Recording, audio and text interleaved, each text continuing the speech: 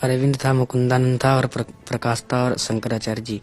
मुकुंदानंद करवा के दिखाता था, कहता था ऐसे ऐसे करो, तो यही होता था, तब करना पड़ता था। लगातार बहुत दुख हो रहा था, रोते रहते थे, मारने की धमकी देते थे और उल्टा सीधा करते ही रहते थे। कभी जोशीमठ, कभी बद्रीनाथ, हर जगह ले जाते थे। मतलब कहते थे कि आइए क्या कर। मुकुंदानंद ले रहे थे, कहते थे चलो गुरु शिष्य पद ग्रहण करो चल के। रेवाड़ में थे, 3 मंजिल पर इनका बना है और एक स्विमिंग पूल छोटा सा, उसमें इनको एक सखी नहलाती है। ज्योतिष पीठ के शंकराचार्य अविमुक्तेश्वरानंद भयंकर बवाल में फंसे हैं। उनके और उनके शिष्य मुकुंदानंद के खिलाफ पॉक्सो एक्ट के तहत प्रयागराज की झूसी में एफआईआर दर्ज हुई, जिसके बाद मानो हड़कंप समझ गया।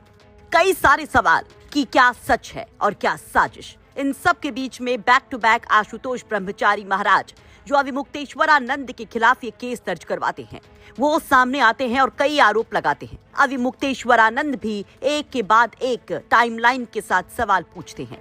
इन सब के बीच में बटुक सामने आते हैं, वो बटुक जिन्होंने अविमुक्तेश्वरानंद पर गंभीर आरोप लगाए, यौन शोषण के आरोप, और जिनके बयान पर ही अविमुक्तेश्वरानंद स्वामी पर एफआईआर दर्ज हुई। उनमें से एक बटुक का खुलासा दंग करने वाला है। वो बटुक बताता है कि कैसे रोते चीखते वो लोग रहते थे, लेकिन कोई सुनवाई नहीं होती थी। एक बटुक की कहानी तो हमने आपको सुनाई, दूसरा बटुक क्या कुछ कहता है, जरा वो सुनिए। इस बटुक के मुताबिक जून 2024 में ही ये स्वामी अविमुक्तेश्वरानंद के आश्रम पहुंचा था। कुछ दिन तो सब ठीक रहा, लेकिन उसके बाद शुरू हुआ गंदा काम। ये बटुक दावा करता है कि मध्य प्रदेश के नरसिंहपुर के आश्रम में वो रहता था, जहां पर उसके साथ शुरू हुई घिनौनी हरकत। उसका दावा है कि वो रोता चीखता, लेकिन उसे छोड़ा नहीं जाता, डराया धमकाया जाता। कभी जोशीमठ, कभी बद्रीनाथ, अलग अलग जगह पर उसे ले जाया जाता। ये बताइए, आप मुक्तेश्वरानंद से कब मिले थे, कब पहुंचे थे उनके पास जब ये आपके साथ गलत हुआ? हम जून 2024 में पहुंचे थे। अच्छा, तो वहां पर आप किस समय से रहे थे और क्या क्या उन्होंने गलत किया आपके साथ में? हम वहाँ पर जून 2024 से रहे थे और 10-15 दिन तक अच्छा लगातार अच्छा चलता रहा। उसके बाद मुकुंदानंद और अरविंद मेरे साथ गलत काम करते रहे। आप जी कहाँ पर, किस जगह पर ये रहे थे आप वहाँ पर? हम मध्य प्रदेश नरसिंहपुर में। तो ये गलत ये लोग जब करते थे तो उस दौरान कभी आपने आवाज उठाई, किसी से मदद मांगने की कोशिश की कभी, किस तरह? नहीं, तो डर लगता था, मुझे धमकाते थे, कहते थे मार डालेंगे तुम्हें, ये सब। और क्या इस तरीके के और भी वहां पर चीजें होती थी या और लोगों को भी प्रताड़ित किया जाता था? हाँ, कम से कम 20 बच्चे हैं। अच्छा, तो आपकी उनसे कभी किसी से बात हुई? क्या वो बता रहे थे, क्या कह रहे थे? नहीं, वहाँ धमकाते थे, कोई किसी को कोई बताता नहीं था। अच्छा, तो अविमुक्तेश्वरानंद खुद गलत करते थे आप? हाँ, आपको इसकी कितनी मतलब परेशानी में थे आप और क्या स्थिति थी, मनोदशा क्या थी? हम बहुत परेशान थे, लगातार बहुत दुख हो रहा था, रोते रहते थे, मारने की धमकी देते थे और उल्टा सीधा करते ही रहते थे। कभी जोशीमठ, कभी बद्रीनाथ, हर जगह ले जाते थे। अच्छा, साथ में रखते थे अपने? नहीं, अन्य बच्चों के साथ भेजते थे।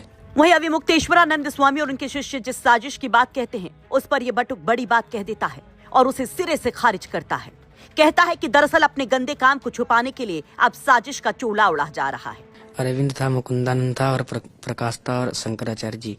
मुकुंदानंद करवा के दिखाता था, कहता था ऐसे ऐसे करो, तो यही होता था, तब करना पड़ता था। अच्छा, आप रोते थे तो वो लोग कुछ चुप नहीं रहते थे, मतलब रोना नहीं देखते थे? हाँ हाँ मदद की गुहार करते थे? हाँ। कभी मदद नहीं की उन्होंने कि नहीं इस बच्चा है ये? नहीं नहीं। कभी नहीं। अच्छा, आप पर कोई किसी प्रकार का दबाव तो नहीं है कि आप ये बात कह रहे हैं, हमसे बता रहे हैं? नहीं नहीं, कोई दबाव नहीं है। कभी अविमुक्तेश्वरानंद तो कह रहे हैं कि सारी बातें झूठ हैं, ऐसा कुछ नहीं है, हमने कभी नहीं की। नहीं, वो हम लोगों को झूठे ठहराना चाहते हैं, जबकि वो हर बच्चों को कोई की जिंदगी बर्बाद कर रहे हैं। उन्हें न्याय मिलना चाहिए, उनकी वो जिंदगी बर्बाद कर रहे हैं और अब सीधा बन रहे हैं। और भी लोग, क्या बाहरी लोग भी आते थे वहां पर ऐसा? हाँ, बाहर के भी आते थे। अच्छा, वो कौन लोग थे या किस तरीके के लोग थे? वो उन्होंने कभी बताया ही नहीं। कभी नहीं बताया। तो आप लोगों सामने लाते थे, पेश करते थे, कैसे करते थे, मतलब कहते थे कि आइए क्या कर? मुकुंदानंद ले रहे थे, कहते थे चलो गुरु शिष्य पद ग्रहण करो चल के। आगे जो कुछ ये बटुक बताता है वो और ज्यादा हैरान करने वाला है कि किस तरह से अविमुक्तेश्वरानंद के शिष्य मुकुंदानंद कहते कि चलो गुरु दीक्षा ग्रहण करो, और उसके बाद शुरू होता सबसे गंदा काम।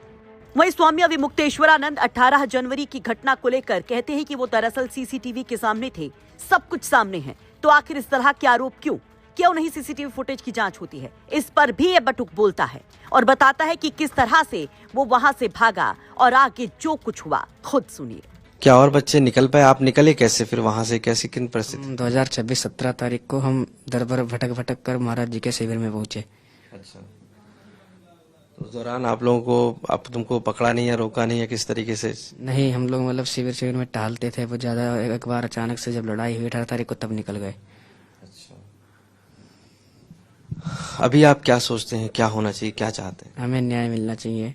हम लोगों को हत्या की धमकी मिलती है, कहते हैं तुम्हारे माता पिता को डाले, हमारे गुरु जो हमको न्याय दिलाने चाह रहे हैं उनको मरवाने की धमकी दे रहे हैं। यानी कि धमकियां मिल रही लगातार? हाँ। कह रहे हैं कि मुंह बंद रखो। हाँ। क्या और जो लोग आते थे उनके बारे में कभी आप कुछ पहचान पाए कि कौन कौन लोग आते थे बाहर से, या जिनके बारे में भी? नहीं।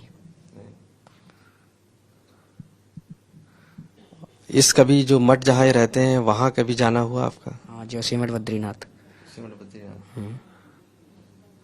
इनके साथ में क्या और लोग भी ऐसे हैं, या इनका कोई और सखी या इस तरीके से कभी देखा हो रहते हो? हाँ, ये रेरानवित है, 3 मंजिल पर इनका बना है और एक स्विमिंग पूल छोटा सा है, उसमें इनको एक सखी नहलाती है।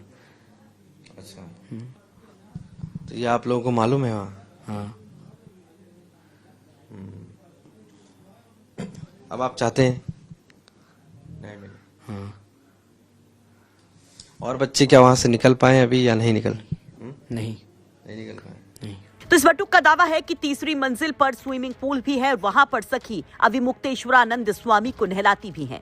ये स्विमिंग पूल भी खूब चर्चा में है। इस पर और भी ज्यादा हम आपको रिपोर्ट दिखाने की कोशिश करेंगे कि कौन क्या कह रहा है, किसके दावे में है कितना दम। लेकिन फिलहाल इतना जान लीजिए कि इन बटुकों के दावे से हड़कंप जरूर मचना तय है।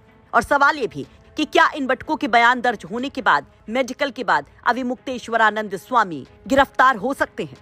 अब इस पूरे केस की टाइमलाइन भी जान लीजिए। दरअसल पूरा विवाद शुरू हुआ था माघ मेले के दौरान 18 जनवरी को, जहां एक तरफ अविमुक्तेश्वरानंद स्वामी माघ मेले के दौरान स्नान के लिए पालटून पुल नंबर 2 से जब जा रहे थे तो उस दौरान उनको पालकी से उतरकर स्नान के लिए जाने के लिए प्रशासन की तरफ से कहा गया। इस दौरान पुलिस और अविमुक्तेश्वरानंद स्वामी के संतों अनुयायियों के बीच में झड़प होती है, जिसकी तस्वीरें सोशल मीडिया पर शेयर की जाती हैं। कहा जाता है कि पुलिस ने बटुकों की चोटी खींच करके, शिखा खींच करके मारा, जिस पर सियासत भी शुरू होती है। इन सब के बीच में प्रशासन की तरफ से नोटिस का खेल भी चलता है और कुछ दिन के बाद सामने आ जाते हैं आशुतोष ब्रह्मचारी महाराज। आरोप लगा देते हैं अविमुक्तेश्वरानंद पर नाबालिगों के यौन शोषण के।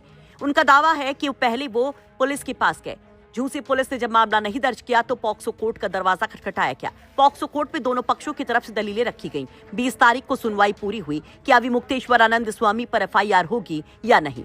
फैसला सुरक्षित होता है। 21 फरवरी को फैसला सामने आता है और कोर्ट सख्त निर्देश देता है प्रयागराज की झूसी पुलिस को कि अविमुक्तेश्वरानंद स्वामी मुकुंदानंद पर एफआईआर हो। इसके बाद पुलिस यहां पर अविमुक्तेश्वरानंद स्वामी, मुकुंदानंद समेत और 2 लोगों पर एफआईआर दर्ज करती है और फिर वाराणसी पहुंच जाते हैं जांच पड़ताल के लिए। इन सब के बीच में बार बार अविमुक्तेश्वरानंद खुद को बेगुनाह बता रहे हैं, खुद के खिलाफ बड़ी साजिश बता रहे हैं। आशीष श्रीवास्तव की रिपोर्ट, यूपी तक।